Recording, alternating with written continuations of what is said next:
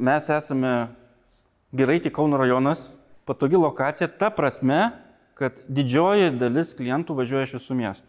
Važiuoja ir iš Vilniaus, važiuoja iš Klaipėdos, iš Mažeikių, iš Ignalinos. Mes ir prekiavom didmeninę prekybą ir žinau žmonės, kurie kokias automobilius gali padaryti, o kokių jie patys siunčia pas mumis, kad mes tik... Jeigu ten iš kito miesto, aš visą laiką sakau taip, mes duodam garantiją tiek, kiek jūs turėsit automobilį ir mes žinome, kad jeigu mes sumontuosim, tikimybė palikti kažkokius tai nesklandumus minimali. Ir paprastai, kai tik tai partneris, kur montuoja, iš tos mažesnės patirties visą laiką partneris mums skambina ir sako, jūsų sistema blogai veikia.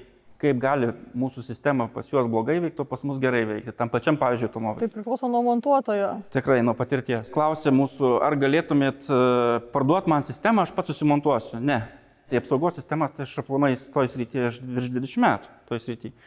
Mūsų įmonė nuo 10 metų, tai kiek čia 13 metų, ne? O nuotolinio užvedimo sprendimus pradėjom daugiau vystyti gal kažkur 19 metais. Nu, ačiū Andriau, nes iš tikrųjų sužinojau dar vieną paslaugą, kurios potencialiai man reikės. Tai bet ne visas, ne visas dar. Dar ne visas, tai man. Ne, nu tai čia tokios buvo pagrindinės, tai garso izoliacija, bet pirmoje vietoje išmanus automobilių sprendimas, vis dėlto pirmoje vietoje, nes didžiausia patirtis yra su apsaugos sistemomis, tiek didmeninė prekyba, tiek montavimu, o garso izoliacijos antroje vietoje, o toliau visi priedai, kurie gali būti reikalingi automobiliai, ko gamykliškai iš elektronikos pusės automobilis neturi. Parkingai, šildomos sėdynės, gal video registratorių reikia.